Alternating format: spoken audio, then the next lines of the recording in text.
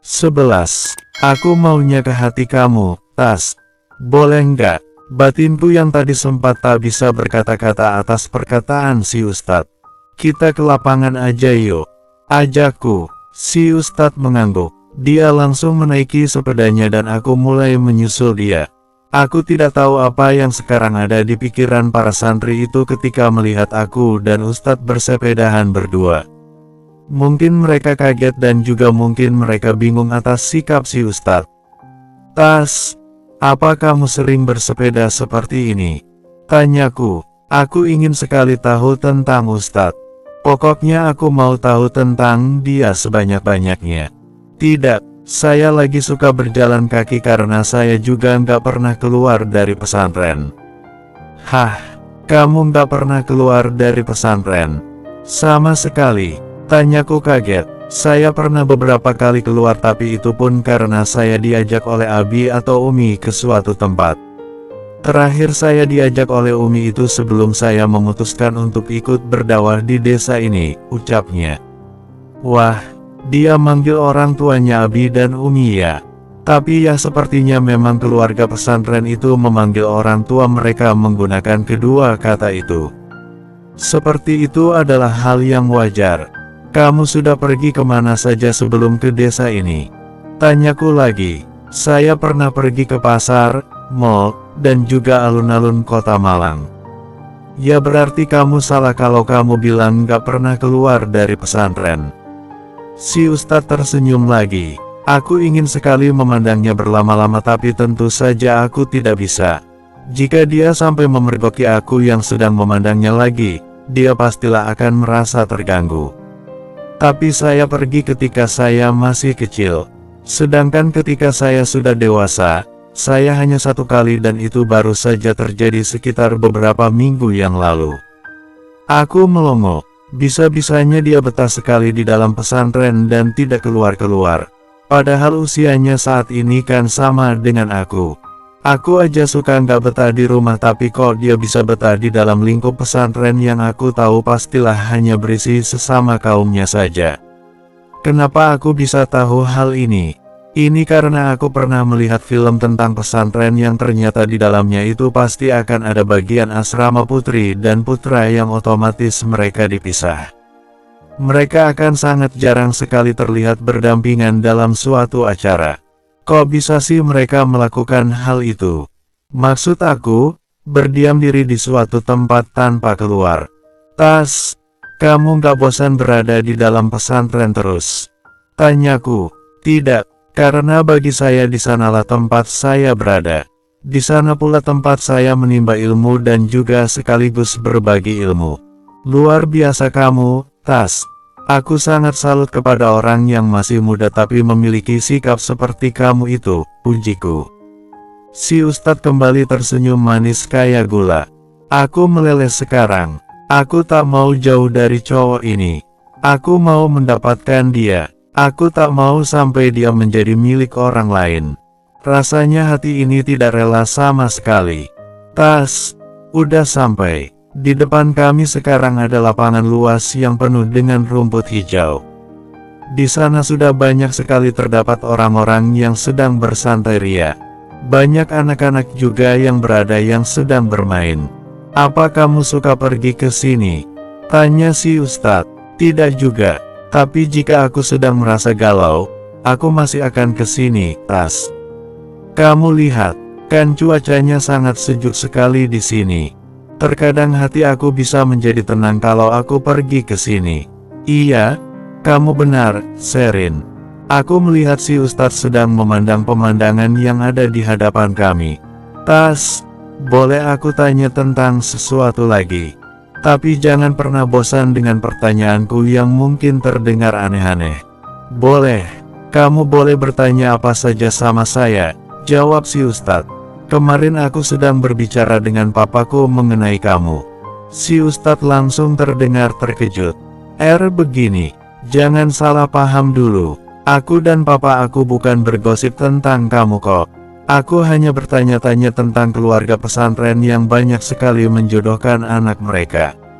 Apa nanti kamu juga akan dijodohkan seperti santri yang lain?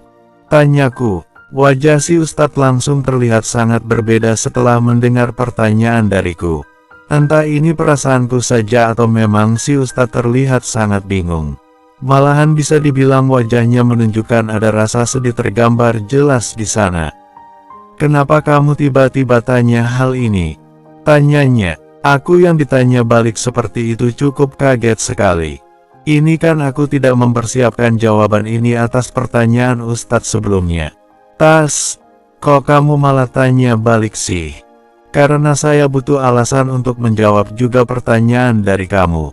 Kami berdua saling diam. Aku tak tahu bagaimana harus menjawab pertanyaan si Ustadz sedangkan entah apa yang sedang ada dalam pikiran si Ustadz sekarang. "Berapa hari kita kenal?" tanya si Ustadz. "2 hari, jawabku. "Apakah 2 hari sudah cukup untuk bisa membuat kamu bertanya tentang hal pribadi seperti itu terhadap saya?" Tiba-tiba saja hatiku terasa dicubit. Rasanya sakit sekali. Pertanyaan Ustadz itu seakan kembali menyadarkan aku bahwa aku ini memang bukan siapa-siapa untuk dia. Memang seharusnya aku tak terlalu berharap kepada dia. Aku pun juga seharusnya dari awal sadar jika si Ustadz itu baik kepadaku karena memang dia baik. Bukan berarti dia menaruh rasa suka atau semacamnya terhadap aku. Mungkin aku terlalu percaya diri sehingga bisa melontarkan pertanyaan seperti itu kepadanya. "Iya, kamu benar. Pertanyaan aku memang sudah keterlaluan. Kalau gitu aku minta maaf ya. Aku janji aku nggak akan bertanya seperti itu lagi," ucapku. Aku langsung berdiri dari tempatku duduk tadi. "Tas, udah sore nih. Sebaiknya kita pulang. Aku takut kalau nanti kita terlambat datang saat buka puasa," ucapku pada si Ustadz.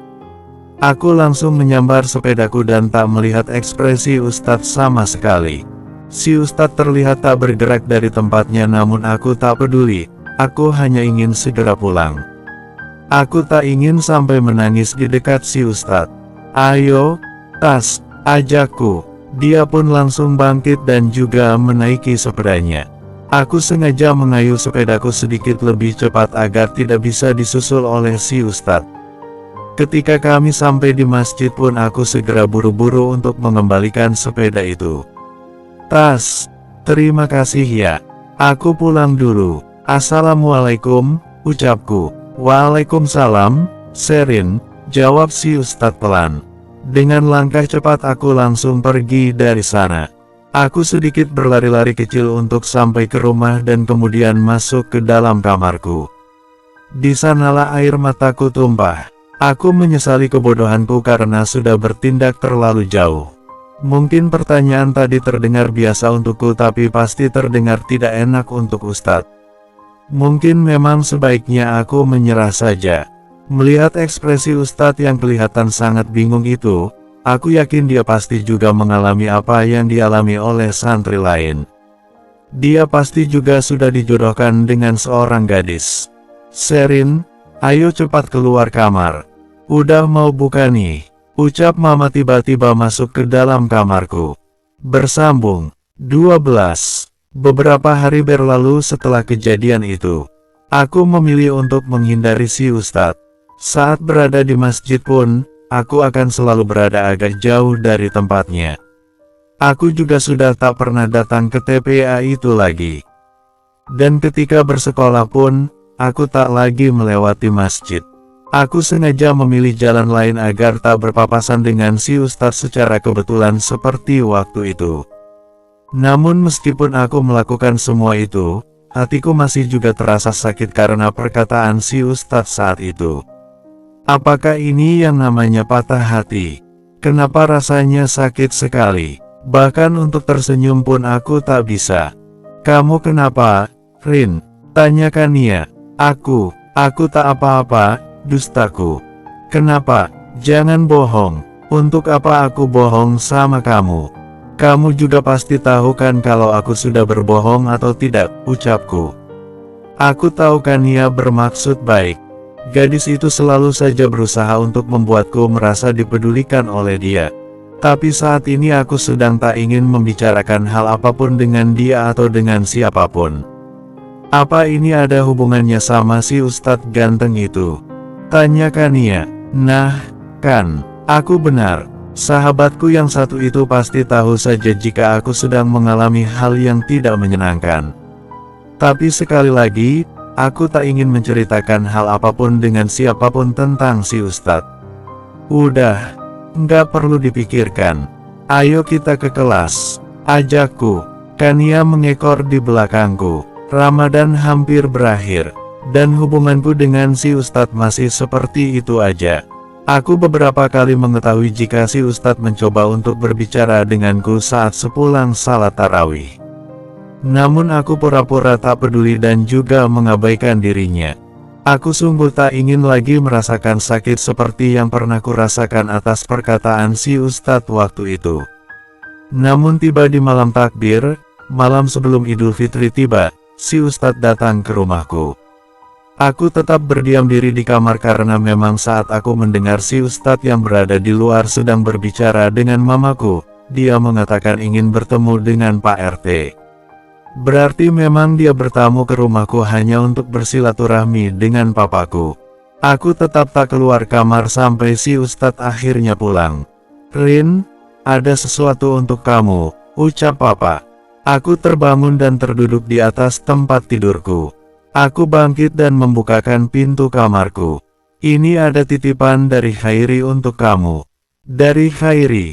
Untuk Sherin?" tanyaku. "Iya, tadi dia sekalian berpamitan karena malam ini juga dia langsung kembali ke pesantren bersama dengan semua santri," ucap papa.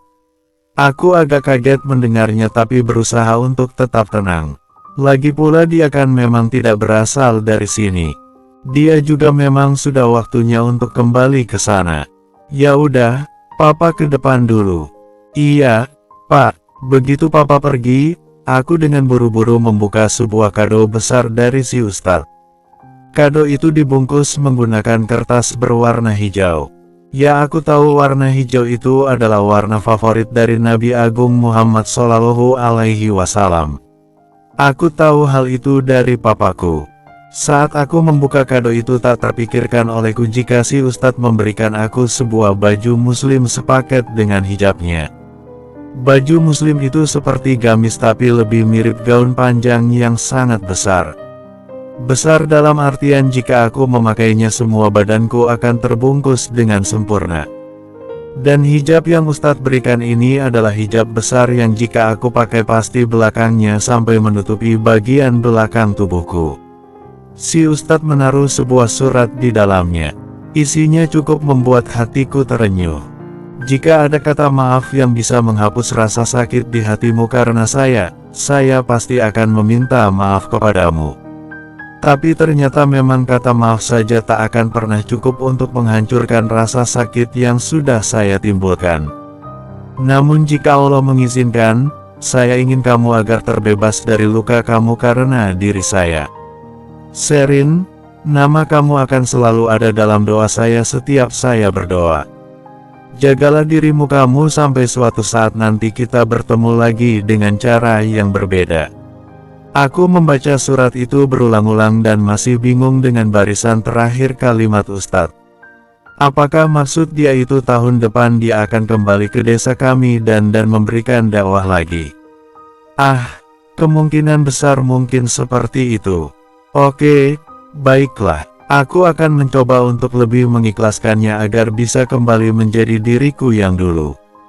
Ini pertama kalinya aku bertemu seorang cowok dan juga disakiti hanya dengan sebuah kalimat oleh cowok itu. Aku memilih untuk memasukkan kembali kado yang sudah diberikan oleh si Ustadz. Aku yang baru saja berulang tahun ke-16 tahun bulan Oktober di tahun 2006 ini memilih untuk segera melupakan si Ustadz.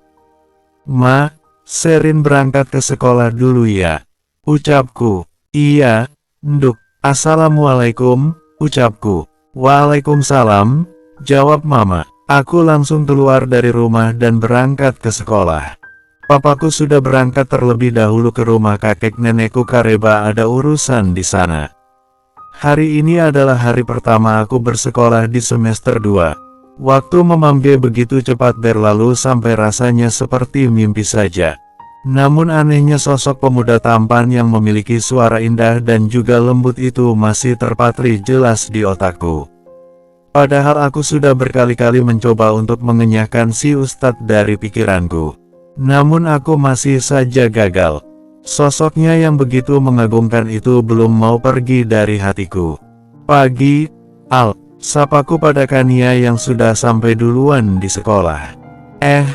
Al, kamu udah dengar belum kalau kelas kita kedatangan murid baru?" Celetuk Wiwi, salah satu teman sekelasku. "Belum, hari ini." "Cewek apa cowok?" tanya Kania. "Cowok, aku tadi lihat dia lagi ada di BK sama wali murid kita," jawab Wiwi terlihat bersemangat. Aku tak ingin nimbrung sama sekali. Jadi aku memilih diam saja dan mendengarkan percakapan mereka. "Cowok, ganteng nggak?" tanya Kania. Begitu mendengar pertanyaan si Kania tentang cowok itu aku langsung saja memukul lengan gadis itu. "Apaan sih?" protesnya. "Iya kamu sih. Genit banget. Cowok mulu yang dipikirin," ejekku. "Kayak kamu nggak mikirin si ustazku aja," balas Kania. Kurang ajar memang, dia sengaja kembali menyebut-nyebut nama si ustadz untuk membuatku kesal. Bagaimanapun juga ketika ada orang yang menyebut kata ustadz di depanku, hatiku tiba-tiba terasa nyeri. Aku sendiri bingung karena ini sangat lucu. Perkenalan aku dan si ustadz itu sangat singkat tapi entah kenapa apa ini membawa dampak yang sangat dalam untuk aku. Gimana tadi? Ganteng gak tuh si murid baru?" tanya Kania pada Wiwi lagi. "Wah, nggak perlu ditanya. Ganteng banget, coy. Sumpah, dia tuh cowok paling ganteng di sekolah ini," jawab Wiwi dengan mata berbinar. Kania menyikut lenganku. "Apa?" tanyaku galak. "Itu ada cowok ganteng. Siapa tahu bisa menghilangkan rasa sakit hati kamu itu sama si Ustadz. Move on gitu dong, sayang," ucap Kania. "Bahasa kamu, Al." Aku hanya menggelengkan kepalaku. Lalu bel pun berbunyi dan menandakan kami akan belajar untuk yang pelajaran pertama, yakni matematika. Sebuah mata pelajaran yang tidak aku suka karena membuat otakku rasanya mau pecah ketika memikirkan jawabannya. Aku jadi nggak sabar nih lihat anak baru di kelas kita. Kata anak-anak dia ganteng banget loh, ucap Amara, teman yang duduk di depanku. Itu dia datang, ucap Wiwi. Aku yang sedang mencoret-coret di buku pun menoleh. Pak Jarwo masuk ke dalam kelas kami dengan diikuti oleh seorang anak laki-laki yang ketika aku menatapnya, jantungku rasanya mau berhenti. Bersambung. 13. Aku mengucek-ngucek mataku karena mungkin saja mataku sedang tak beres. Tapi berkali-kali pun aku mengusap mataku, tetap aja cowok yang berdiri di depan sana itu memang terlihat mirip sekali dengan Ustadz. Mataku masih memandang cowok yang sedang berbicara dengan Pak Jarwo itu. "Rin, itu kok mirip banget ya sama Ustadz kamu itu," ucap Kania. "Iya, tapi itu nggak mungkin dia. Pasti hanya mirip. Dia itu kan lagi di pesantren. Ngapain dia lagi ada di sini?" ucapku. Kania mengangguk. Aku masih menatap si pemuda itu. "Baik, nak, silahkan perkenalkan diri kamu," ucap Pak Jarwo. Siswa perempuan di kelasku tiba-tiba saja jadi gaduh. Bahkan sebagian di antara mereka berteriak menyemangati pemuda itu. Sungguh norak sekali. "Baik, Pak, itu suaranya." Aku tertegun mendengar suara pemuda itu. Suara itu terlalu mirip dengan suaranya. "Assalamualaikum. Perkenalkan nama saya Muhammad Khairi Al-Fatih. Kalian bisa panggil saya Hai atau Khairi. Saya dulu bersekolah di pesantren Al-Mukhlisin." Aku ternganga. "Wah, santri nih, soleh dong ya. Cakep banget sih." Ucapan-ucapan semacam itu semakin banyak terdengar di telingaku. Sementara siswa-siswa lain sedang heboh, aku masih tak bisa melepaskan pandanganku dari dirinya. Hingga pandangan mataku bertemu dengan matanya. Tak seperti biasanya, dia tak mengalihkan pandangannya dariku. Si Ustadz malah tersenyum manis kepadaku. Dan itu semakin membuat diriku terkaget-kaget. Sudah cukup, silakan duduk di sebelah sana Nak Hairi, ucap Pak Jarwo. Pandangan kami pun terputus. Ustadz berjalan menuju tempat duduknya dan kemudian duduk di sana. Dia langsung diajak berkenalan oleh teman-temanku. Aku bisa mendengarnya walaupun tempat duduk lumayan jauh karena suara teman-temanku itu terdengar sangat nyaring. Ayo kembali ke tempat duduknya masing-masing dulu. Kenalannya dilanjutkan nanti setelah pelajaran selesai, ucap Pak Jarwo. Ke kantin yuk, hei. Ajak Maura, salah satu primadona di kelasku. Temanku yang satu itu memang sangat cantik dan juga memiliki tubuh yang sangat bagus. Tidak ada yang heran jika dia sangat populer. Banyak sekali kakak kelas kami yang mengejar dirinya. Oh iya, kenalan lagi dong, ucap Riana. Aku melihat Riana yang mengulurkan tangannya. Namun si Ustadz tak menanggapinya sama sekali. Kok, kamu nggak mau salaman sih? Nggak sopan loh, ucap Riana. Tapi kita bukan muhrim, ucap si Ustadz. Iyalah. Masa kayak gitu aja sih Riana itu nggak tahu. Aku aja yang pengetahuan agama aku minim begini ini tahu kok tentang hal itu. Oh, begitu, nggak boleh salaman gitu, tanya Riana. Si Ustadz mengangguk. Yah, nggak seru dong. Berarti kamu kalau pacaran enggak pernah bersentuhan gitu, tanya Riana lagi. Saya tidak pacaran. Dalam Islam tidak ada istilah pacaran, ucap si Ustadz. Aish, itulah yang membuatku jadi semakin ingin menjauh dari dia. Karena sudah jelas dia tidak akan mungkin menjadi pacar aku. Ke kantin yuk, Rin. Ajak Kania. Aku mengangguk. Aku lihat siswi-siswi perempuan di kelasku sedang mengerumuni si Ustadz.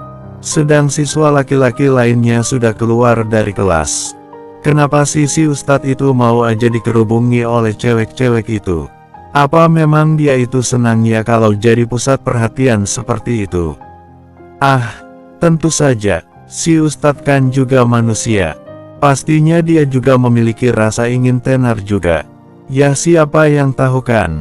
Aku pun menggandeng Kania untuk pergi ke kantin. Sherin, panggil si Ustadz. Aku langsung berhenti berjalan. Ustadz sedang berjalan menghampiri aku. Sedangkan semua orang sedang terpaku dan mungkin juga kaget kecuali Kania karena ternyata si Ustadz mengenal aku. Iya, Tas, saya ikut ke kantin sama kamu. Boleh, tanyanya dengan suara lembutnya. Kania memegang lenganku. Boleh, boleh. Ayo hai, ucap Kania. Namun si Ustadz masih tetap menunggu jawabanku. Baru setelah aku mengangguk, Ustadz memberikan senyum yang seperti biasa selalu manis. Terima kasih, Sherin. Kami langsung berjalan menuju kantin dalam diam. Di sana sudah banyak sekali siswa-siswa lain yang sudah memadati kantin tersebut. Aku mau nasi pecel deh. Kamu mau pesan apa, Rin? Tanya Kania. Bakso aja, jawabku. Kalau kamu mau pesan apa, hei? Tanya Kania sama si Ustadz. Samain aja sama Sherin, jawabnya. Aku melihat wajah Kania yang sedang diriku dengan tersenyum. Biar saya aja yang pesankan, ucap si Ustadz. Mau minum apa? Tanya si Ustadz lagi. Jus jambu, jawabku. Aku mau es jeruk aja, jawab Kania. Baik, saya kesana dulu, ucap si Ustadz. Si Ustadz ikut antri untuk memesankan pesanan kami bertiga. Sementara itu aku dan Kania mencari bangku yang masih kosong. Cie, kamu pasti senang banget ya? Karena akhirnya kamu ketemu lagi tuh sama si Ustadz. Mana dia juga sekolah di sini lagi, goda si Kania. Heh, tapi bukan berarti jika aku sama dia bakal ada apa-apa. Apa kamu itu lupa kalau dia pernah mengatakan hal yang sangat jahat sama aku? Ucapku, ya elah, Rin, ternyata kamu itu pendendam banget ya. Orang dia juga udah minta maaf kan? Dia juga udah kasih kamu kado sebagai ucapan tentang maaf. Memangnya kamu itu nggak tersentuh apa? Ucap Kania. Tapi masalahnya bukan itu, Al. Masalahnya dia itu nggak pernah menjelaskan alasannya dia berkata seperti itu. Di surat yang sama kado itu dia nggak mengatakan apa-apa selain yang kamu lihat itu, ucapku. Iya sih, tapi mungkin aja ini saatnya buat dia untuk menjelaskan segalanya sama kamu. Bisa aja kan waktu itu dia lagi ada sesuatu kemudian sampai bilang seperti itu. Ya kan nggak ada yang tahu isi hati seseorang, ucap Kania bijak. Iya sih, kamu benar, maaf lama, tadi masih antri, ucap si Ustadz yang membawakan pesanan kami bertiga menggunakan sebuah nampan.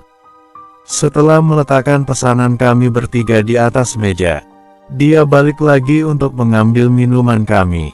Terima kasih, hai, ucap Kania. Sama-sama, jawab si Ustadz. Aku yang diam saja kembali disenggol lenganku oleh Kania. Terima kasih, Tas, ucapku sambil meringis. Sama-sama, Sherin.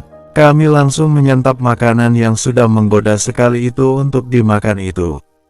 Aku melihat si Ustadz berdoa dulu sebelum dia makan. Aku sama sekali tak terkejut karena sudah mengetahui jika background Ustadz itu seorang santri. Namun aku melihat ekspresi keheranan di wajah Kania. Dan dia juga tak bisa disalahkan karena memang sikap si Ustadz itu jauh sekali berbeda dengan anak-anak muda di zaman sekarang. Bayangin aja, dia itu tadi berdoa sambil menengadahkan kedua tangannya. Di zaman ini sudah jarang ada pemuda yang berdoa sebelum makan seperti itu kecuali kalau sedang berdoa setelah salat.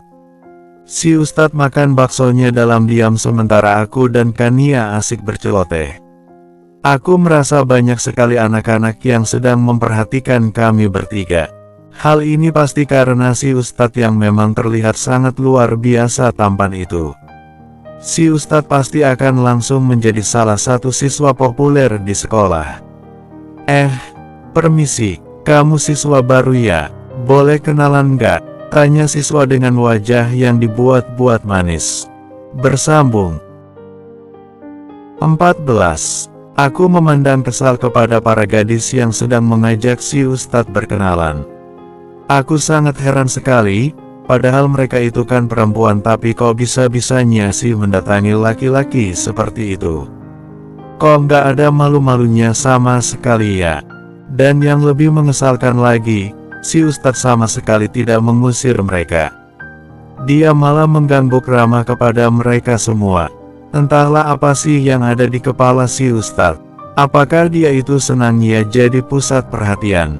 Karena aku yakin sebentar lagi dia pasti akan menjadi salah satu siswa populer di sekolah ini.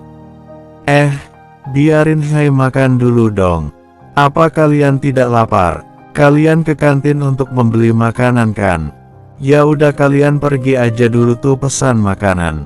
Tuh lihat baksonya sih masih penuh tuh gara-gara kalian, ucap Kania. Orang dia aja nggak protes kok kamu yang protes, ucap salah satu siswa berambut pendek sebahu. Aku yang sedari tadi hanya memandang kejadian di depanku ini hanya bisa mendengus sebal. Aku nggak suka melihat pemandangan yang seperti ini. Buru-buru aku habiskan bakso aku dan bergegas kembali ke kelas. Aku udah selesai. Aku balik ke kelas dulu ya, ucapku langsung pergi dari area itu. Aku nggak suka si Ustadz didekati oleh banyak orang. Yang boleh dekat si Ustadz itu kan cuman aku. Aku berjalan dengan setengah berlari ke kelas karena menahan rasa kesalku. Sherin, tunggu, panggil si Ustadz. Aku berhenti dan kemudian menoleh menghadapinya. Ada apa, Tas? Tanyaku sambil membuang wajahku. Aku tak memandangi langsung seperti biasanya. Kenapa kamu pergi begitu aja? Kamu belum habiskan makananmu, Sherin. Udah. Kok, sahutku. Belum, tadi masih ada 1 tahu yang kamu nggak makan, ucap si Ustadz. Hah, apa katanya tadi? 1 tahu. Beoku, iya, Sherin, masih ada sepotong tahu yang belum kamu makan, ucap si Ustadz. Aku semakin melongo, itu kan cuma sepotong tahu. Nggak apa-apa kan, aku juga nggak terlalu suka sama tahu, jawabku. Nggak boleh, kamu nggak boleh buang-buang makanan seperti itu, Kamu tahu enggak, di luar sana itu banyak sekali orang-orang yang kelaparan. Banyak orang yang gak bisa makan dengan layak. Sekarang kamu bisa makan tapi kamu malah membuang-buangnya. Kamu gak bisa kayak gitu, jelas si Ustadz. Aku malah mendadak kesal sama saya Ustadz. Aku kira dia tadi mengejarku karena dia mungkin tahu kalau aku sedang kesal dengan dirinya, tapi nyatanya, ah sudahlah. Jadi kamu mengejar aku hanya karena sepotong tahu? Tanyaku sebal. Bukan begitu, Sherin. Aku hanya menyampaikan pengetahuan yang aku tahu. Membuang-buang makanan itu termasuk sifat yang tidak baik. Jadi bisakah kamu kembali ke kantin habiskan makananmu? Tanya si Ustadz. Tidak, aku sudah muak berada di sana. Apalagi di sana ada gadis-gadis yang genit sekali. Kamu juga suka ya diperhatikan oleh para gadis-gadis. Sindirku. Si Ustadz malah tersenyum lebar kepadaku. Kenapa dia tersenyum? Mana manis lagi. Saya nggak pernah menganggap mereka. Kayaknya bersikap ramah saja kepada mereka semua. Buat apa? Kamu naksir sama mereka? Tanyaku. Tidak, Ustadz menjawab itu dengan mantap. Sekarang aku malah salah tingkah karena si Ustadz memandangku lekat. Dia itu sebenarnya kenapa sih? Tadi waktu di kelas saat perkenalan, dia juga memandang mataku. Sekarang pun dia juga melakukan hal itu. Dia itu sadar nggak sih sebenarnya kalau dia sudah melanggar aturan dalam Islam? Bukankah laki-laki dan perempuan yang bukan muhrim itu tidak boleh saling memandangnya? Tanyaku. Si Ustadz mengangguk. Lalu kenapa kamu memandang aku? Kamu nggak takut dosa? Tanyaku. Iyalah, kalau aku itu kan mana peduli aku harus seperti ini. Aku memandang apa yang aku suka. Aku ingin menatap dan melihat siapapun yang aku mau. Sedangkan dia, aku yakin dia lebih mengerti hukum-hukum soal hal seperti ini. Namun yang aku bingungkan, kenapa dia melanggarnya? Saya kembali ke kantin dulu untuk menghabiskan bakso saya dan juga bakso kamu, ucap si Ustadz pergi dari hadapanku. Dia pergi tanpa menjawab pertanyaanku. Aku dengan kesal menghentakkan kakiku. Dan sejak saat itu, aku dan si Ustadz sudah tak pernah pergi ke kantin bersama. Aku dan dia juga sudah sangat jarang sekali mengobrol. Dia hanya mengucapkan salam ketika masuk kelas kepadaku dan setelah itu pergi lagi keluar kelas entah kemana. Pada saat jam istirahat pun dia tak pernah terlihat di kantin. Aku sebenarnya sangat penasaran dengan alasan dia bersikap seperti ini kepadaku. Aku merasa seperti terombang-ambing. Perasaanku jadi semakin terasa tidak jelas. Beb, kamu nanti abis pulang sekolah jadi latihan marching band? Tanya Kania. Iya, jadi, bulan depan aja udah mau ada karnaval kok. Kamu langsung pulang? Tanyaku. Enggak deh, aku tak lihat kamu latihan dulu aja. Aku lagi males di rumah. Soalnya ayah sama ibu lagi pergi ke tempatnya tante aku karena tante aku lagi melahirkan, ucap Kania. Oh, iya, aku senang kalau kamu mau menemani aku. Kamu tahu sendiri kan, kalau aku sendirian kan di grup itu. Mereka kan gak suka gitu sama aku, ucapku. Tahulah. Mereka itu kan ide sama kamu karena kamu yang terpilih jadi mayoret. Apalagi tuh si Herlina, dia kan dari dulu ingin banget jadi mayoret tapi ternyata kamu yang terpilih jadi mayoret. Aku nggak heran kalau dia kesal sama kamu karena kamu sudah mendapatkan apa yang dia mau, jelas Kania Alia. Kania Alia benar sih, dulu sebenarnya aku nggak suka jadi mayoret dan nggak mau. Aku malah pengen cuman jadi penari latarnya. Tapi nyatanya Bu Mutiara memilih aku untuk menjadi mayoret. Pada awalnya aku menolak karena aku rasa aku tak cocok menjadi seorang mayoret. Ini karena aku juga merasa tak terlalu memiliki tubuh yang tinggi dan juga tak terlalu cantik.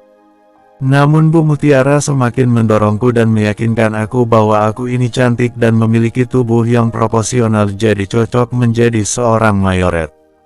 Karena hal itulah aku memutuskan untuk mau menerima itu dan begitu aku terpilih banyak sekali orang di marching band yang menjauhi aku.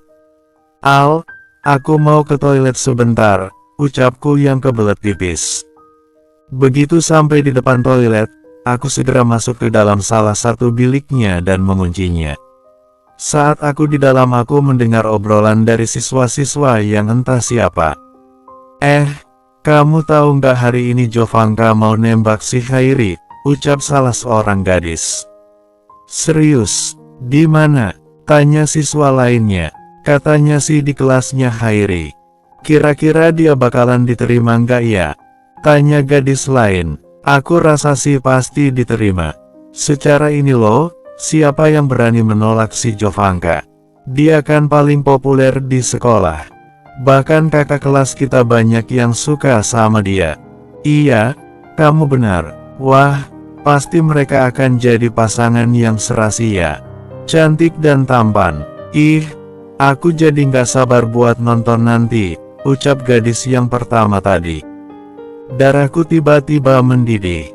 Bersambung. 15. Begitu mendengar percakapan yang aku dengar di kamar mandi perempuan, aku langsung berjalan kembali ke kelasku. Namun sebelum aku masuk ke kelas, terlihat seorang gadis yang tadi disebut-sebut oleh siswa-siswa di kamar mandi, Jovanka Anara. Dia sedang berdiri di depan kelasku bersama teman-temannya dengan membawa sebuah bola basket. Aku langsung menghentikan langkahku. Aku memperhatikan Jovanka masuk ke kelasku. Hati aku rasanya gelisah sekali. Dan rasa takut mulai muncul di sana. Aku takut jika si Ustadz akan menerima Jovanka. Dan aku merasa memang apa yang dikatakan oleh siswa-siswa di kelas tadi itu benar adanya. Jovanka adalah salah satu siswa kelas 10 yang sangat berprestasi dan juga cantik. Gadis itu juga adalah kapten tim basket sekolahku dan sudah bertanding melawan beberapa sekolah lain dan sudah juga memenangkan beberapa pertandingan. Memang tak diragukan lagi jika Jovanka memang salah satu idaman kaum laki-laki di sekolahku.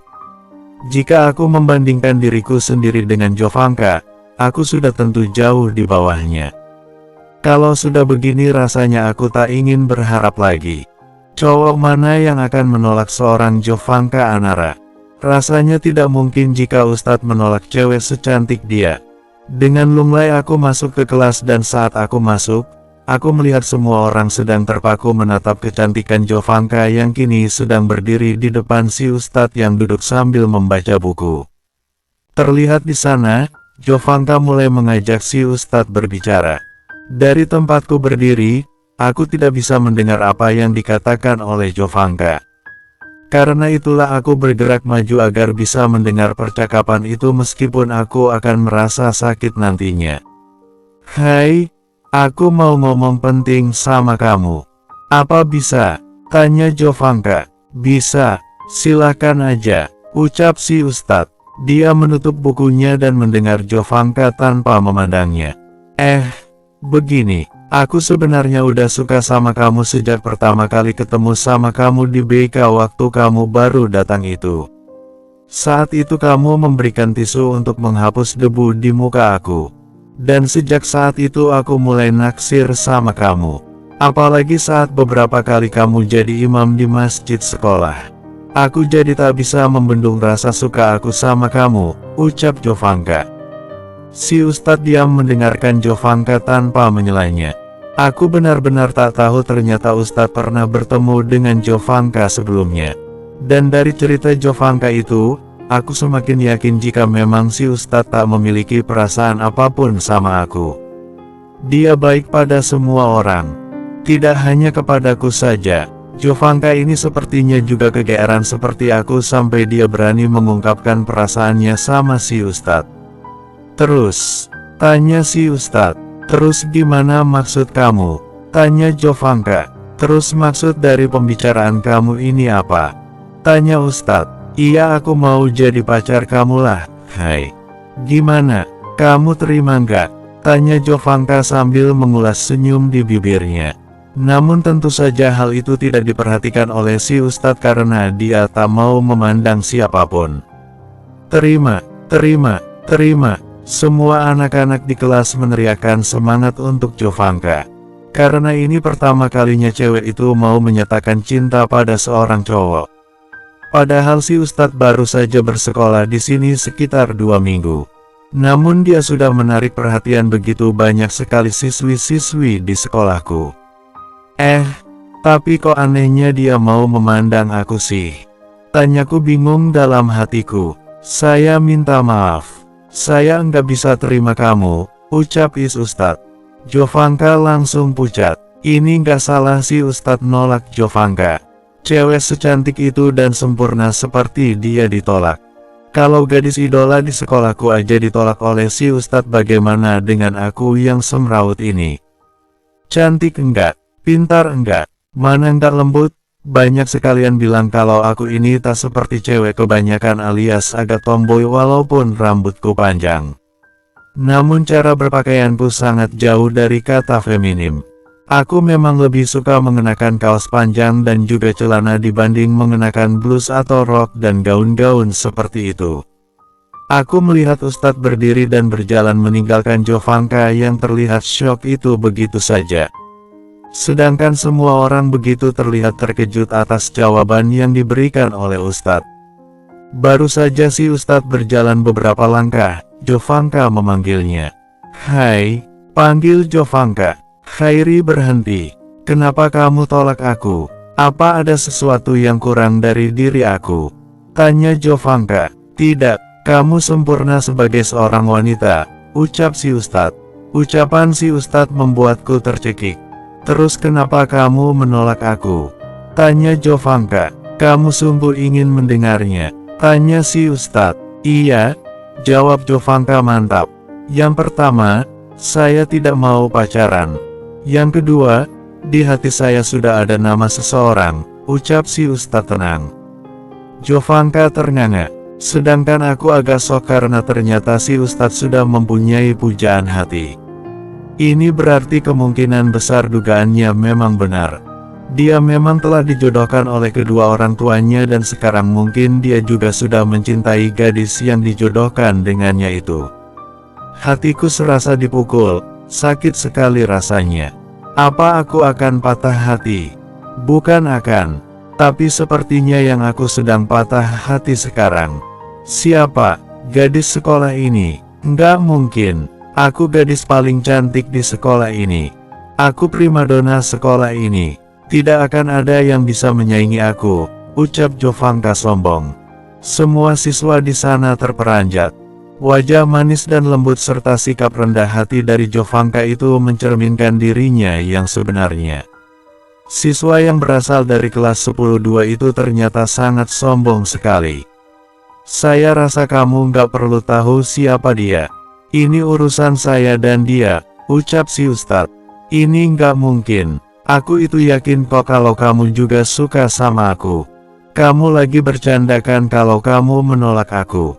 Iya kan? Hai, tanya Jovanka. Astaga, Jovanka itu terlalu percaya diri. Sepertinya dia merasa jika semua orang itu menyukai dirinya dan memuja dirinya. Dan dia pikir si Ustadz adalah salah satu dari siswa yang menjadi penggemarnya. Namun rupanya Jovanka salah besar. Tidak, saya tegaskan sekali lagi kalau saya tidak ada perasaan apapun sama kamu. Saya menolong kamu itu ikhlas dari hati saya dan semata-mata karena Allah, ucap si Ustadz.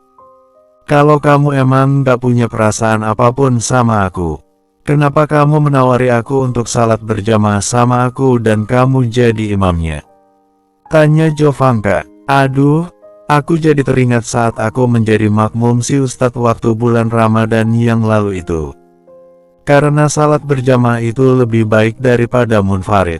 Dan lagi pula saya sedang berada di masjid, jadi tidak ada salahnya jika saya mengajak kamu untuk salat berjamaah, jawab si Ustadz. Waduh, ternyata begitu rupanya. Jadi karena itu juga Ustadz waktu itu mengajakku salat. Oh Tuhanku, aku ingin saling menggetok kepalaku karena sudah memikirkan jika itu naksir aku. Munafik kamu, hai, teriak Jovanka marah. Jovanka lalu berlari keluar kelas sambil menangis. Bola basketnya yang dia bawa tadi dia lempar keluar kelas. Aku memandangnya kasihan. Namun aku sangat bersyukur karena aku belum sampai mengungkapkan perasaan aku pada si Ustadz. Jadi aku tidak sampai mengalami apa yang dialami oleh Jovanka. Sherin, panggil si Ustadz yang membuatku kaget. Si Ustadz berjalan mendekat ke arahku. Nanti kita pulang bareng, ucapnya lalu langsung keluar kelas. Bersambung. 16. Kata-kata si Ustadz masih membuatku bertanya-tanya. Kenapa dia mengajakku pulang, padahal arah rumah kita kan berbeda. Setahu aku itu rumahnya harus melewati sebuah jembatan yang memisahkan daerahku dengan daerahnya. Apakah ada sesuatu yang penting yang ingin diucapkannya? Tapi aku lupa jika aku ada latihan marching band setelah pulang sekolah. Aku menepuk dahiku karena sudah terlalu ceroboh. Dengan segera aku mengejar si Ustadz yang sedang berjalan keluar kelas dan entah ingin pergi kemana. Tas, tunggu, panggilku. Ustadz berhenti dan menoleh ke arahku. Maaf, aku lupa kalau hari ini aku ada latihan marching band seusai pulang sekolah. Jadi aku tidak bisa. Enggak apa-apa, saya akan tunggu kamu. Saya ikut kamu latihan dulu baru kita pulang bareng, ucap si Ustadz. Ustadz mau menungguku saat latihan marching band. Ini nyatakan, tapi tidak, aku nggak boleh senang dulu karena aku nggak mau mengalami kejadian seperti Jovanka. Aku tak ingin merasakan sakit hati karena ditolak. Jadi lebih baik aku berusaha mengontrol perasaanku sendiri agar tak terlalu jatuh ke dalam pesona si Ustadz. Sherin, apa kamu mau ikut saya ke masjid? Tanya si Ustadz. Maaf aku enggak bisa ikut. Aku lagi datang bulan sekarang. Tas, jawabku jujur. Emang benar aku sedang datang bulan hari ketiga. Ya sudah, Sherin, saya pamit ke masjid dulu, ucap si Ustadz. Aku mengangguk dan langsung pergi dari sana. Tapi omong-omong saat ini itu masih jam 10. Dia mau salat. Jam segini berarti salat duha. Ya ampun, aku nggak bisa begini terus. Pilihannya itu memang hanya dua sih. Aku maju untuk mengejar dia atau langsung mundur. Aku nggak mungkin berada di tengah-tengah seperti ini. Jadi temannya juga tak bisa apalagi jadi pacarnya, gumamku. Si Ustadz duduk di dekat sebuah pohon yang terdapat bangku di sana. Kan yang gak jadi menontonku untuk latihan marching band karena tiba-tiba saja perutnya mules dan akhirnya dia memilih pulang lebih dulu. Namun sungguh menyebalkan sekali, ustazku sedang dipandangi dari kejauhan oleh teman-teman anggota marching band. Aku sangat tak rela melihatnya. Kalau aja di sini ada kardus atau karung aku pasti akan menutupi wajah si Ustadz agar tidak dilihat oleh banyak orang. Masa bodoh kalau aku ini memang bukan siapa-siapa sih. Tetap saja rasa cemburu ini susah untuk dihilangkan. Tapi aku jadi berpikir, kira-kira apa yang akan dikatakan si Ustadz ya jika dia tahu aku itu naksir dia. Apa dia malah akan menjauhi aku dan berkata persis seperti yang dia katakan ke Jovanka tadi. Ganteng banget, pantas saja si Jovanka sampai tergila-gila terus nembak duluan, ucap Sinta, salah satu penari latar kami. Iya, benar, kalau aku sih malu mengungkapkan perasaanku lebih dulu sama laki-laki, sahut Dian. Mereka lalu ketawa cekikikan sambil sesekali melirik ke arah si Ustadz yang masih asik dengan buku yang ada di tangannya. Aku merasa senang karena si Ustadz tak melirik ke arah kami sama sekali. Jadi dia tak perlu melihat siswa-siswa lain yang cantik-cantik. Tapi ngomong-ngomong dia kesini itu sama siapa sih? Tanya Sinta. Aku nggak tahu. Pokoknya aku pas datangnya dia udah ada di situ sambil baca buku. Gimana enggak keren tuh? Sahut Mira. Sinta dan Dian menatap si Ustadz yang subhanallah ganteng banget. Benar-benar keren banget. Udah ganteng, soleh, pintar lagi. Benar-benar paket lengkap. Ya nggak heran sih kalau standarnya mungkin tinggi sampai Jovanka aja ditolak sama dia, ucap Sinta. Tapi kan dia katanya asalnya dari pesantren. Tinggal di pesantren juga. Nah kayaknya sih seleranya bukan kayak kita-kita gini deh, sahut Dian. Maksudnya, tanya Sinta, dia mungkin sukanya wanita alim dan salihah. Jadi ya setipe gitulah sama dia. Bisa jadi sih malahan dia itu sukanya sama sesama santri. Ya enggak sih, jelas Dian. Benar juga sih, ucap Sinta setuju. Tapi kalian tahu nggak sih? Dia itu ternyata tajir tahu, ucap Mira. Hah, benarkah? Kamu tahu dari mana? Tanya Sinta. Mira merendahkan suaranya tapi tentu saja aku masih bisa mendengar karena aku hanya berjarak 1 meter dari mereka. Kemarin aku lihat dia itu bawa motor. Motor cowok lagi. Tapi kalau hari ini sih dia pakai sepeda, ucap Mira. Loh kok? Atau jangan-jangan itu bukan motor dia lagi? Ucap Dian. Enggak, itu motor dia kok. Aku udah tanya sama anak-anak lain dan ternyata memang selama dia sekolah di sini dia itu selalu memakai motor itu dan baru hari ini aja dia pakai sepeda. Enggak tahu juga kenapa, mungkin lagi rusak kali motornya, ucap Mira. Iya juga ya. Wah, gila, Khairi itu benar-benar paket lengkap. Beruntung banget yang jadi pacarnya nanti, ucap Sinta. Namun Dian menyangka ucapan temannya itu. Tidak, apakah kalian lupa dia itu menolak untuk pacaran? Itu kan jadi salah satu alasan dia buat nolak si Jovanka tadi. Lah, kenapa? Kok nggak pacaran? Mau langsung nikah gitu? Tanya Mira. Nggak tahu juga sih. Tanya dia langsung aja gimana? Usul Dian yang langsung mendapat pelototan dari kedua sahabatnya itu. Dian hanya nyengir kuda. Tak perlu heran jika di sini aku tak memiliki satupun teman karena memang banyak yang tidak menyukai aku di klub marching band ini. Kalau seperti yang dibilang oleh Kania, mereka hanya iri karena akulah yang dipilih menjadi seorang mayoret daripada mereka yang mungkin lebih cantik daripada aku. Sebenarnya aku tak mempermasalahkan hal ini. Namun rasanya terkadang aku merasa kesepian saja ketika berada di sini. Kami pun mulai berlatih untuk acara festival bulan depan. Aku mulai meniupkan peluit dan kemudian kami memainkan sebuah lagu nasional sebagai lagu wajib untuk festival ini.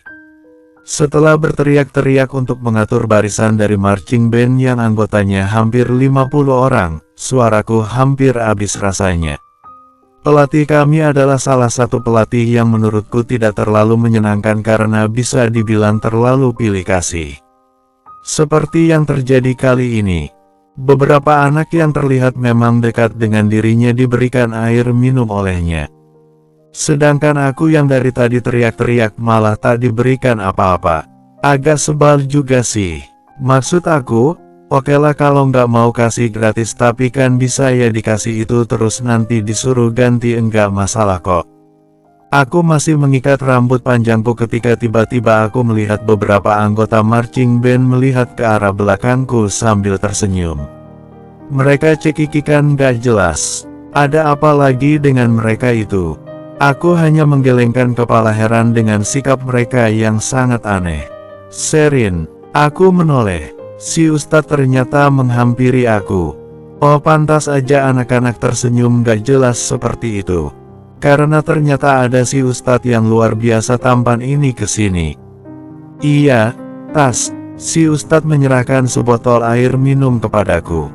Untuk kamu, pasti kamu haus kan? Tanya si Ustadz. Aku mengangguk. Terima kasih, Tas. Iya, sama-sama, ucap si Ustadz. Saya balik ke sana lagi ya. Pamit si Ustadz. Tas, jangan bikin aku berharap berlebihan begini dong. Aku mau nangis karena saking senangnya si Ustadz memberi perhatian yang menurutku sangat manis ini. Bersambung 17. Dan benar saja si Ustadz menungguku sampai selesai sambil membaca buku. Si Ustadz yang dari kejauhan udah kelihatan gantengnya itu, tak sadar hingga aku sudah hampir sampai menghampirinya.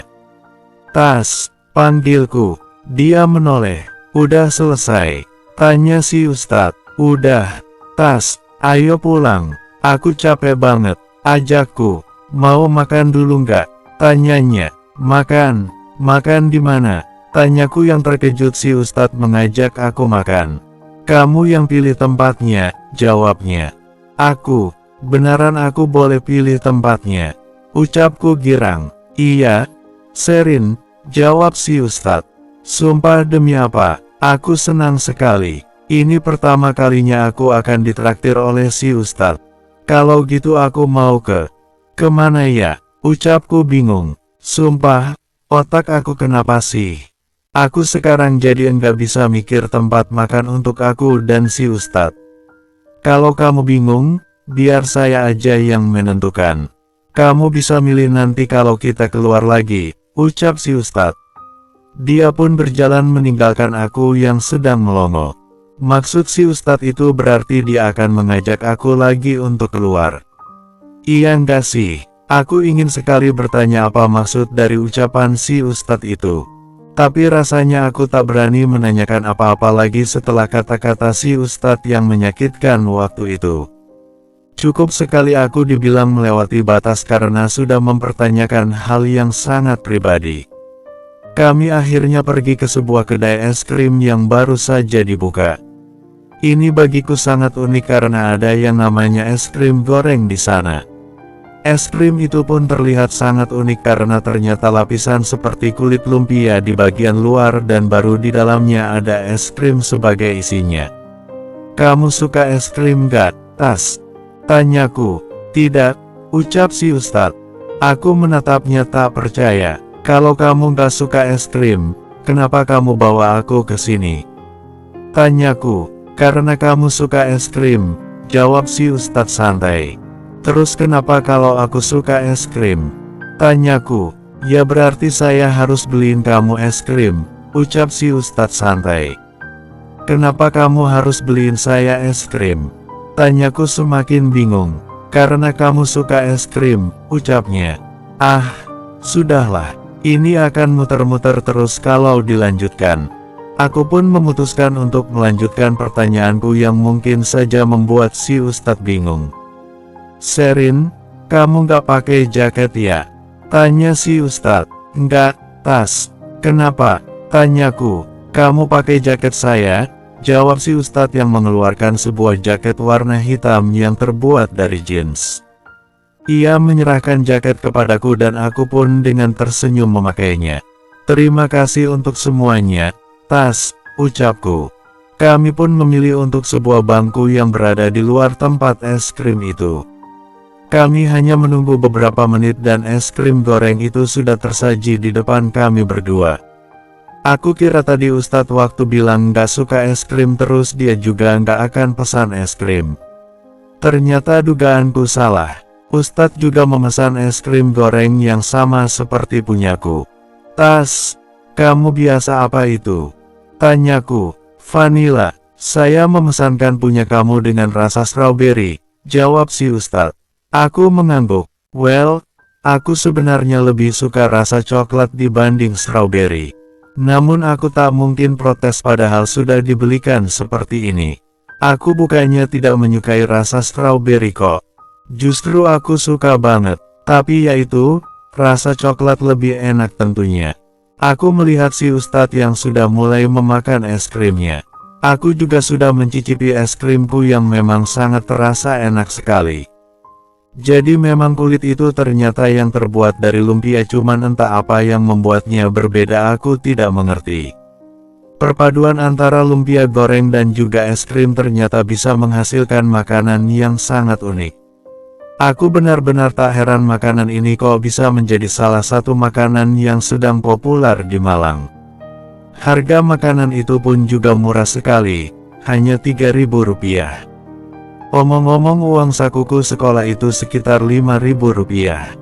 Aku bisa bilang kalau harga es krim itu sangat terjangkau untuk kantong para pelajar seperti aku ini. Tas, kenapa nggak dihabisin? Bukannya kamu bilang kalau kita nggak boleh buang-buang makanan? Tanyaku. Si Ustadz tersenyum. Saya sangat senang sekali karena kamu mengingat itu, ucapku. Iya, Tas, terus es krim kamu gimana? Tanyaku. Gigi saya sangat sakit sekali. Apa kamu mau menghabiskannya untuk saya? Tanya si Ustadz padaku. Tanpa ragu aku pun mengiyakan apa yang diinginkan oleh si Ustadz. Iya, kapan lagi bisa makan sepiring berdua dengan Ustadz? Ya, meskipun aku tahu ini tidak benar-benar seperti makan berdua, tapi kan sama saja istilahnya. Aku makan di piring yang sama dengan si Ustadz. Es krim punya kamu ternyata lebih enak daripada punya aku. Tahu gini aku pasti minta dipesankan rasa vanila tadi, ucapku. Kita bisa memakannya sekali lagi kalau kamu masih ingin, ucap si Ustadz. Ah, tidak, bukan itu maksud aku. Itu tadi maksudnya kalau sekarang aku tak masalah. Lagi pula aku juga sudah merasakan es krim rasa vanila ini dari piring kamu, ucapku. Si Ustadz tersenyum. Cepat habiskan makanan kamu dan setelah itu saya antar kamu pulang. Hari sebentar lagi akan segera sore. Si Ustadz ternyata ingin segera pulang. Padahal aku ingin sekali berlama-lama dengannya, tapi aku sadar diri aku bukan siapa-siapanya. Tas, aku udah selesai nih.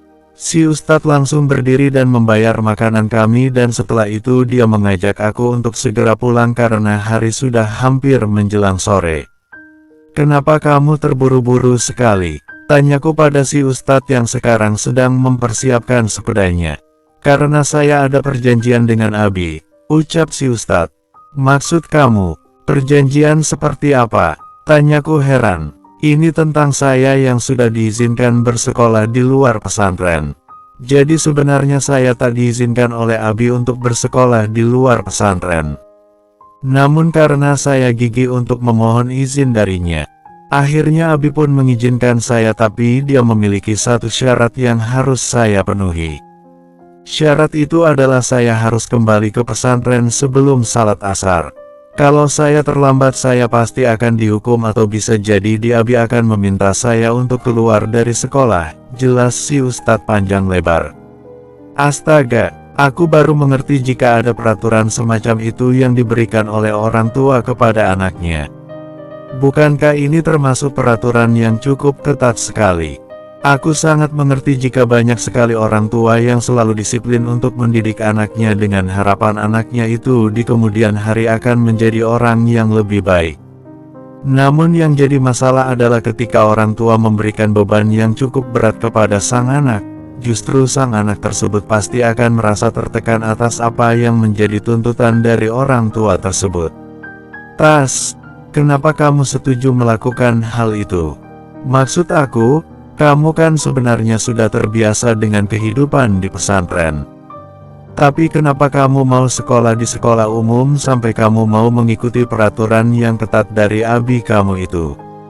Tanyaku. Karena saya jatuh cinta, jawab si Ustadz. Bersambung. 18. Jatuh cinta. Aku membiau apa yang dikatakan si Ustadz. Iya, jawab si Ustadz. Maksudnya kamu suka sama seseorang, Tas? Tanyaku. Hatiku udah nyes rasanya. Iya, jawab si Ustadz lagi. Aku jadi tambah lemas rasanya. Siapa gadis yang bisa membuat Ustadz ini jatuh cinta?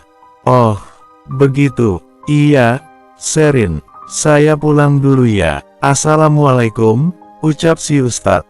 Aku melihat dia mengayuh sepedanya sampai tak terlihat dari mataku.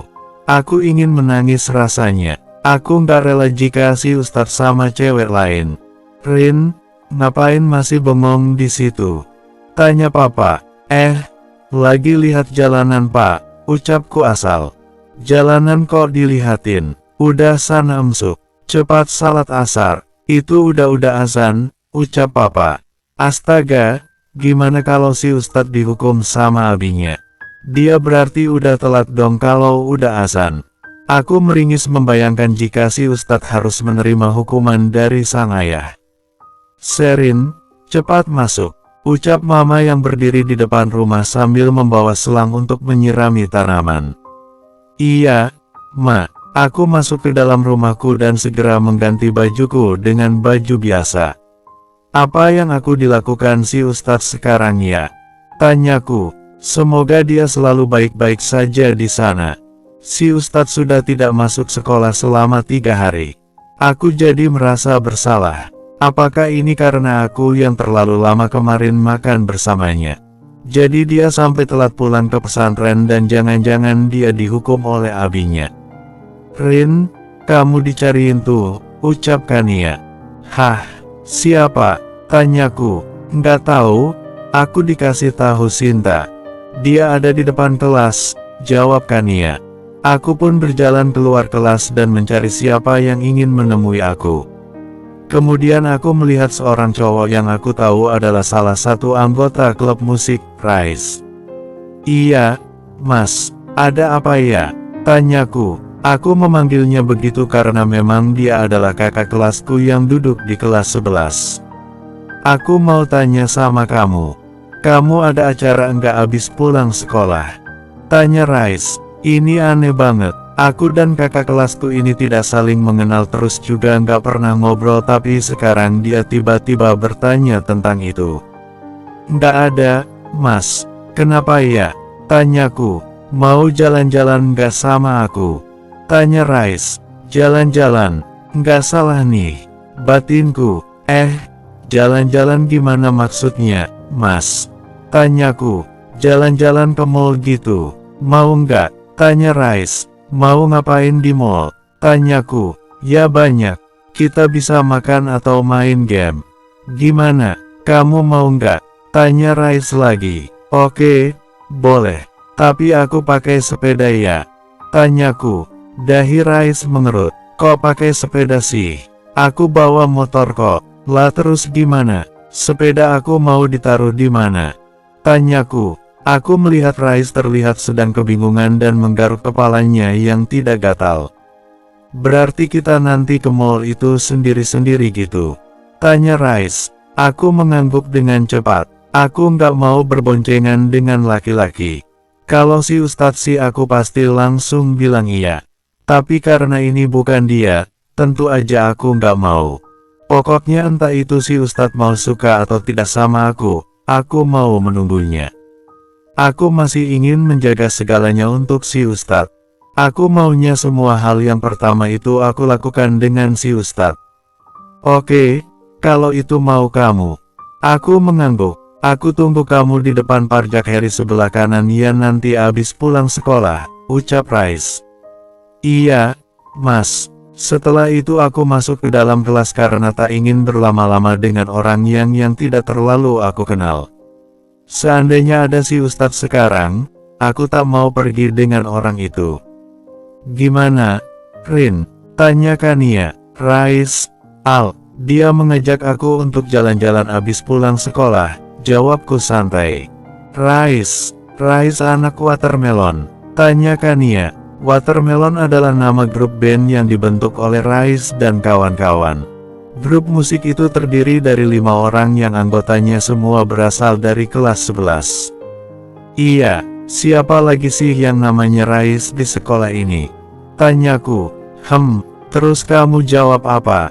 Kamu nggak mungkin nolak cowok keren itu kan? Aku benar-benar sebal kalau kamu sampai menolak dia gara-gara kamu masih mikirin terus tentang si Hairi, ucap Kania.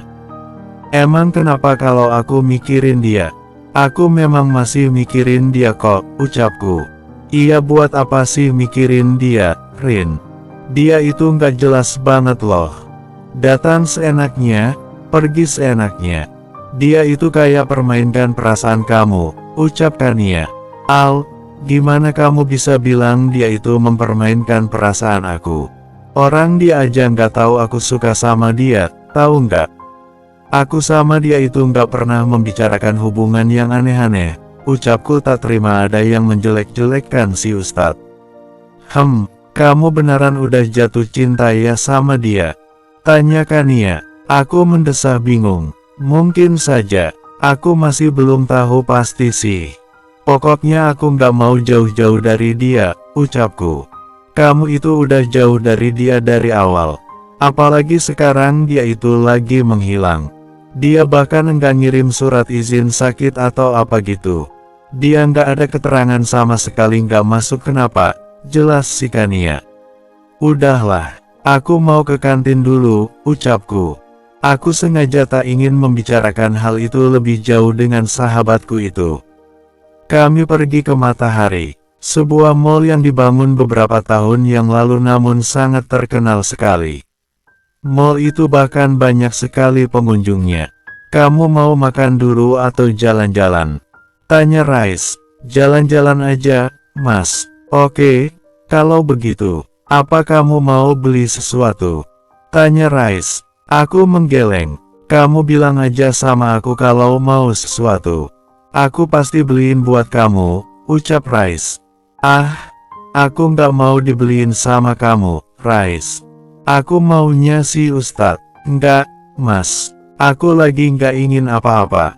Aku cuma mau jalan-jalan aja, ucapku. Rice mengerut bingung. Entahlah, aku tak tahu apa yang sedang dipikirkannya dan aku tidak peduli dengan hal itu. Aku berjalan melihat-lihat pakaian perempuan dan saat aku berpindah ke bagian sepatu. Kira-kira di depanku sekitar 5 meter, aku melihat seorang laki-laki yang beberapa hari ini tidak bisa kulihat. Pemuda tampan yang senyumnya selalu membuat hatiku tenang. Itu si Ustadz. Si Ustadz memakai gamis putih panjangnya dan juga sorban putih seperti biasanya. Dia terlihat sehat dan aku bernapas lega karenanya. Aku tersenyum melihat pemuda itu dari kejauhan. Namun senyumku memudar ketika aku melihat dia tak sendirian. Aku melihat dia bersama seorang gadis yang memakai pakaian muslimah berwarna abu-abu. Si Ustadz terlihat sangat akrab dengan gadis itu. Namun mungkin karena dia sadar tengah ditatap oleh aku dari kejauhan, dia menoleh dan menatap aku juga. Dia terkejut melihatku dan langsung menghampiri aku. Sherin, kamu kok bisa dari sini? Tanya si Ustadz. Assalamualaikum, Tas, ucapku. Waalaikumsalam. Apa yang kamu lakukan di sini? Tanya si Ustadz lagi. Jalan-jalan. Sama siapa? Tanya si Ustadz. Sama teman, jawabku. Teman yang mana? Tanya si Ustadz lagi. Kakak kelasku, jawabku. Yang mana? Aku menatap kesal si Ustadz karena dia sekarang terkesan sedang menginterogasi aku. Sherin, kamu benar-benar enggak mau beli sesuatu? Tanya Rice yang baru saja muncul. Ustadz menatapku dengan mata indahnya. Bersambung. 19. Si Ustadz masih menatapku dan itu membuatku tidak nyaman. Tatapan itu seakan menyiratkan rasa tidak suka. Sherin, kamu benar nggak beli sesuatu gitu? Tanya Rice lagi. Aku mengabaikan dia. Lalu si Ustadz beralih menatap Rice. Teman kamu Rin? Tanya Rice. Teman sekelas, jawabku singkat. Si Ustadz mengulurkan tangannya pada Rice. Khairi, ucap si Ustadz.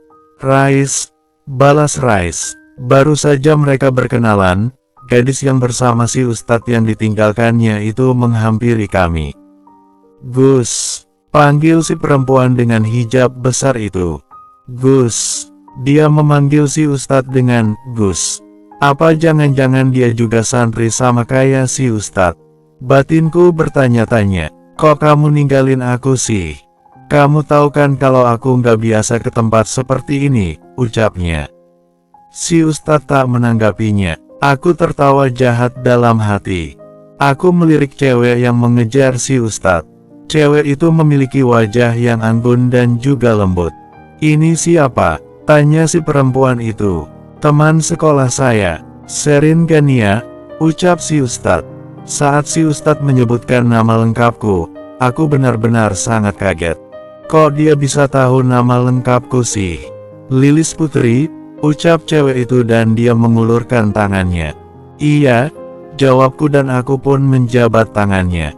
Tangannya lembut berbeda dengan tanganku yang kasar. Kira-kira gimana kalau si Ustadz memegang tangan gadis ini ya? Dia pasti betah banget apalagi tangannya lembut begitu. Sherin, si Ustadz tidak mungkin memegang tangannya. Aku segera menghilangkan pikiranku yang mulai tidak waras. Kamu pulang sama Umi ya? Tunggu sebentar lagi, Umi pasti nanti balik, ucap Khairi. Loh kok gitu? Memangnya kamu mau kemana, Gus? Tanya Lilis. Saya ada urusan. Bilang sama Umi nanti saya akan balik sebelum maghrib, ucap si Ustadz. Tapi, Gus, Abi sama Umi bilang kamu itu kan harus menemani aku, ucap Lilis. Saya minta maaf tapi tidak hari ini, ucap si Ustadz. Aku hanya diam memperhatikan mereka berdua berbicara sedangkan Rais malah sedang asik mencoba bermacam-macam sepatu sport di sana. Gus, kamu mau Abi marah sama kamu lagi karena kamu nggak menepati janji kamu untuk menemani aku, ucap Lilis keras kepala. Astaga, gadis itu kok nggak tahu malu sekali sih. Dari gelagatnya sih aku paham kalau dia itu menyukai si Ustadz, tapi ya nggak harus seperti itu jugalah. Kalau itu sih namanya dia mempermalukan dirinya sendiri. Tolong saya kali ini aja. Saya ada urusan yang sangat penting, ucap si Ustadz. Lilis terlihat tetap tak mau melepaskan si Ustadz namun Ustadz malah meninggalkannya dan menghampiri Rais yang masih melihat-lihat sepatu. Mas, panggil si Ustadz. Rais menoleh. Iya, ada apa? Tanya Rais. Sherin pulang sama saya, ucapnya. Sherin, ayo, ucap si Ustadz. Aku agak kaget tapi kakiku ini berjalan membawaku ke Ustadz dan kami pun akhirnya berjalan berdampingan keluar mall. Aku tak mengerti kenapa Ustadz melakukan hal itu. Kamu kenapa sih, Tas? Tanyaku. Si Ustadz tak menjawabku. Dia hanya diam saja. Namun aku tak bisa marah padanya jadi aku diam saja dan tetap berjalan di samping Ustadz hingga akhirnya kami sampai di bagian depan mall. Si Ustadz memberhentikan sebuah taksi. Dia membukakan pintu belakang. Sherin, masuk, ucap si Ustadz. Lalu aku pun masuk. Aku pikir si Ustadz bakalan duduk di samping aku tapi ternyata aku salah. Tentu saja tidak mungkin dia akan duduk di sampingku sementara kami itu bukan muhrim. Si Ustadz duduk di depan di samping sopir. Ini adalah pertama kalinya aku naik taksi. Tahu sendiri kan, naik taksi itu biayanya sangat mahal. Naik angkot aja bagiku udah cukup menguras uang, apalagi naik taksi. Tak pernah terpikirkan olehku sama sekali. Karena aku sudah tahu jika si Ustadz itu termasuk orang yang punya, maka aku tidak heran jika dia bisa membayar ongkos taksi ini. Hanya sekitar 10 menit perjalanan, kami akhirnya sudah sampai depan rumah aku. Si Ustadz mengantarkanku sampai ke depan rumah. Kamu masuk, saya pulang dulu ya, assalamualaikum, ucapnya. Waalaikumsalam, jawabku. Si Ustadz masuk lagi ke dalam taksi. Dan aku hanya terbengong-bengong menatap kepergiannya. Serius ini, si Ustadz cuman nganterin aku doang. Dia bahkan tidak mengatakan apapun sama sekali. Ini gimana sih? Apa sih maksud si Ustadz itu? Dia itu udah nggak masuk beberapa hari dan aku bahkan belum sempat menanyakan alasannya. Terus dia malah sekarang mengantarkan aku pulang tanpa mengatakan apapun. Aku mengacak rambutku karena bingung dengan sikap Ustadz. Tas, jangan bikin aku bingung seperti ini terus bisa nggak sih? Keluhku. Pagi-pagi aku sudah dikagetkan dengan sebuah suara motor yang berhenti di depan rumahku. Aku baru saja menyelesaikan sarapanku dan minum air putih ketika mendengar suara papaku yang sedang berteriak. Sherin, ada tamu, teriak papa. Iya, Pak. Aku pikir suara motor tadi itu motor milik teman papa tapi ternyata bukan. Memangnya siapa sih pagi-pagi seperti ini datang mencariku? Aku langsung memakai jaket jeansku yang berwarna biru dongker dan mengambil tas ransel hitamku lalu aku melangkahkan kakiku menuju ruang tamu. Aku terpana melihat sosok pemuda tampan yang semalaman aku pikirkan sekarang itu sedang duduk anteng di kursi sofa di ruang tamuku. Pemuda itu sudah mengenakan seragam putih abu-abu dan mengenakan jaket berwarna hitam berbahan jeans. Kita kok bisa kembaran gini ya? Sama-sama pakai jaket jeans gitu maksud aku, hanya warnanya saja yang berbeda. Ustadz, kok kamu ada di sini? Tanyaku kaget. Assalamualaikum, Sherin, ucap si Ustadz. Waalaikumsalam. Tas, kamu kenapa kesini? Tanyaku lagi. Jemput kamu? Jawab si Ustadz. Jemput aku? Iya. kita berangkat bareng, ucap si Ustadz. Aku melongo, kita berangkat bareng. Lah tapi dia kan bawa motor. Terus gimana? Ya udah sana cepat berangkat. Nanti telat, ucap papa. Baik, Pak. Mama di mana, Pak? Tanyaku. Mama kamu masih di rumah Bulek Nanik. Berangkat saja nanti papa bilang, ucap papa. Aku mengangguk. Aku langsung mencium tangan papa. Dan aku agak terkejut saat si Ustadz juga salim ke papa dan mencium tangan papa. Assalamualaikum, Pak. Kami pamit dulu, ucap si Ustadz. Assalamualaikum, Pak, ucapku. Waalaikumsalam. Hati-hati di jalan, ucap papa. Raut wajah papa terlihat sangat berbeda. Aku tak mengerti apa yang sedang papa pikirkan. Tas, kita ke sekolahnya gimana? Tanyaku. Si Ustadz tak menjawab dan malah menyerahkan sebuah helm berwarna coklat kepadaku. Naik motor ini, ucapnya. Maksudnya kita boncengan naik motor ini. Tanyaku sambil melihat sepeda motor sport berwarna hitam yang sangat keren sekali. Ini nggak salah kan? Dia itu santri tapi kok bisa punya motor seperti milik Valentino Rossi itu sih? Iya, jawabnya singkat. Dia langsung mengenakan helmnya. Aku masih diam tak bergerak dari tempatku. Tunggu dulu, si Ustadz nggak lagi mengigaukan. Kenapa, kamu nggak bisa memakai helmnya? Tanyanya. Kemudian si Ustadz meminta kembali helm coklat tadi dan dia pun membantuku untuk memakai helm itu. Sudah, ayo berangkat, ajaknya. Bersambung. 20. Aku merasa sedang terbang di atas awan sekarang. Aku bahkan merasa bisa mengalahkan burung-burung yang sedang terbang itu karena aku pikir aku bisa terbang lebih tinggi dari mereka. Dan itu semua karena si Ustadz. Si Ustadz yang membuatku bisa terbang menembus awan. Ayo, naik, perintahnya. Sebenarnya aku ragu-ragu tapi tentu aku tak punya pilihan selain menuruti apa yang dikatakan oleh Ustadz. Iya, Tas, jawabku. Aku naik ke atas motor sport miliknya. Astaga, motor ini pasti harganya sangat mahal, batinku. Siap, tanya si Ustadz. Siap, jawabku. Dia dengan cepat langsung menyalakan mesinnya dan membawaku berangkat ke sekolah. Aku pegangan pada tas ranselnya karena aku tentu saja tak akan pernah berani menyentuh si Ustadz. Di jalan aku tak berhenti untuk tersenyum karena merasa ini adalah waktu yang paling membahagiakan selama aku mengenali Ustadz. Tas, apa benar ini nggak apa-apa? Aku takut ini menimbulkan dosa, ucapku. Kamu tak perlu memikirkan hal itu. Biar aku saja yang memikirkannya, ucap si Ustadz. Lah, maksudnya apa sih? Apa ini berarti sebenarnya memang dosa tapi si Ustadz nekat untuk melakukannya? Terus jika memang ini dosa kenapa dia malah menceburkan dirinya ke dalam dosa ini? Dia udah nggak mikir tentang neraka lagi. Kami terdiam. Di sepanjang perjalanan, sebenarnya aku ingin sekali bertanya tentang gadis yang sedang bersamanya kemarin. Lilis Putri. Aku kesal sekali karena ternyata nama itu masih melekat di dalam otakku. Aku mati-matian menahan mulutku untuk tak bertanya. Namun ternyata mulutku ini tidak bisa dikunci sehingga tiba-tiba saja aku berbicara dan menanyakan hal itu padanya. Apakah wanita kemarin itu lebih dari sekedar teman?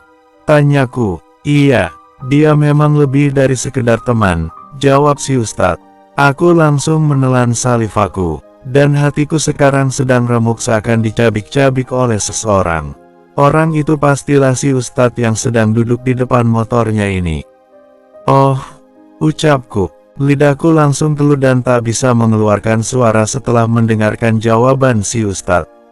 Dia adalah gadis yang dijodohkan dengan saya, ucap si Ustadz tambah membuatku semakin ingin menangis. Apa kamu menerima perjodohan itu? Tanyaku. Saya tidak ada kapasitas untuk itu. Semuanya sudah direncanakan oleh kedua orang tua kami.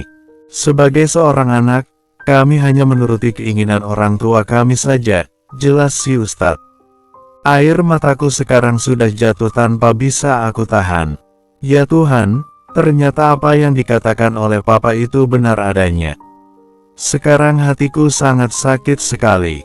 Sherin, panggil si Ustadz. Aku masih diam saja karena tak sanggup berbicara dengannya. Aku beruntung karena helm yang dipinjamkan oleh Ustadz itu memiliki kaca penutup yang berwarna gelap. Jadi sekarang walaupun aku sedang menangis sekalipun, takkan ada yang mengetahuinya. Walaupun itu si Ustadz ingat sekarang duduk tepat di depanku aku sambil menyetir. Sherin, panggil si Ustadz. Iya Tas. Suaraku serak. Astaga, aku kaget sendiri karena mendengar suaraku yang terdengar seperti orang yang sedang menangis. Well, emang aku sedang menangis tapi aku tak ingin jika si Ustadz mengetahui hal ini. Tiba-tiba saja si Ustadz membelokkan motornya dan berhenti di sebuah taman kecil. Dia lalu mematikan mesin motornya dan turun dari motor itu. Kemudian dia membuka kaca helmku. Mata kami bertemu. Aku melihat ada ekspresi yang sangat kaget saat si Ustadz melihatku menangis. Dengan cepat ia membantuku untuk melepas helm itu. Aku pun segera menghapus air mataku. Apa saya yang telah membuat kamu menangis? Tanya si Ustadz lembut tapi ada nada cemas di dalamnya. Aku mendongakkan kepalaku ke arahnya. Lalu tanpa aku kira, si Ustadz menghapus air mataku menggunakan kedua tangannya. Baru beberapa detik dia menyentuh wajahku, aku langsung menjauhkan wajahku dari tangannya. Tas, kamu kan tahu kita nggak boleh bersentuhan, ucapku. Walaupun aku ini bukan muslimah yang baik dan masih mengabaikan beberapa hukum agama, namun aku tahu dengan pasti apa yang dilakukan oleh si Ustadz itu dilarang oleh agama kami. Saya tahu, tapi saya sudah melakukan banyak sekali hal di luar kebiasaan saya, ucap si Ustadz. Maksud kamu apa, Tas? Tanyaku. Aku memang sama sekali tak paham apa yang sedang Ustadz coba katakan itu. Kamu pernah tanya tentang alasan saya untuk berdakwah di desa kamu waktu itu kan? Tanya si Ustadz. Iya, Tas. Terus, tanyaku lagi. Jawabannya hanya satu. Saya jatuh cinta, ujar si Ustadz. Kamu juga pernah mengatakan hal itu padaku, ucapku. Aku masih menunggu penjelasan Ustadz yang sepertinya memang yang tidak hanya sekedar rasa jatuh cinta. Tapi saya belum menjelaskan alasan yang lebih detail dari itu. Apa kamu mau tahu lebih banyak, Sherin? Tanya si Ustadz. Aku segera mengangguk karena emang aku sangat menunggu-nunggu untuk bisa mengenal si Ustadz lebih jauh. Beberapa bulan yang lalu, sebelum Ramadan tiba, Umi sedang mengajak saya pergi ke sebuah festival. Di sana saya melihat seorang gadis yang menjadi seorang mayoret dan pintar sekali menggunakan tongkat itu.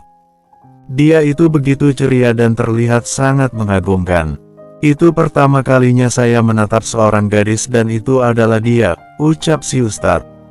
Aku menahan diri untuk tak menangis lagi. Dilihat dari caranya si Ustadz mencoba menjelaskan awal dari pertemuannya dengan gadis itu, dia terlihat menyukai gadis itu sampai mengabaikan prinsip agama.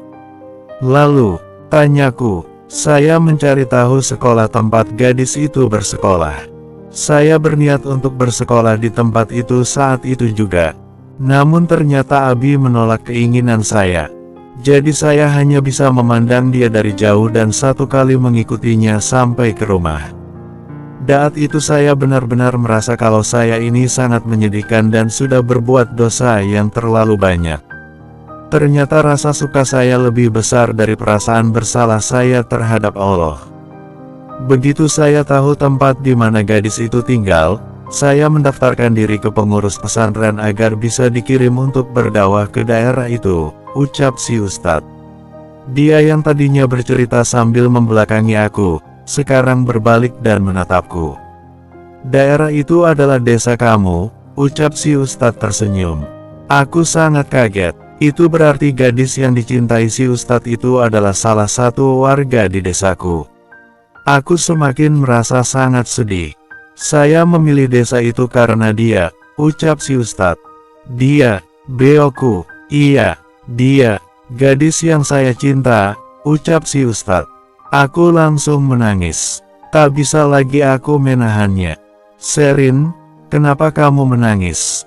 Tanya si Ustadz. Aku hanya menggeleng. Sherin, katakan pada saya. Kenapa kamu menangis? Tanya si Ustadz dengan suara bergetar. Nggak apa-apa, ayo kita ke sekolah. Aku nggak mau kita nanti telat. Ucapku, tidak sebelum kamu mengatakan kenapa kamu bisa menangis. Tanya si Ustadz. Aku menggigit bibirku masih dengan menahan rasa tangis. Karena aku suka kamu, Ustadz, ucapku akhirnya sambil menatap si Ustadz. Bersambung.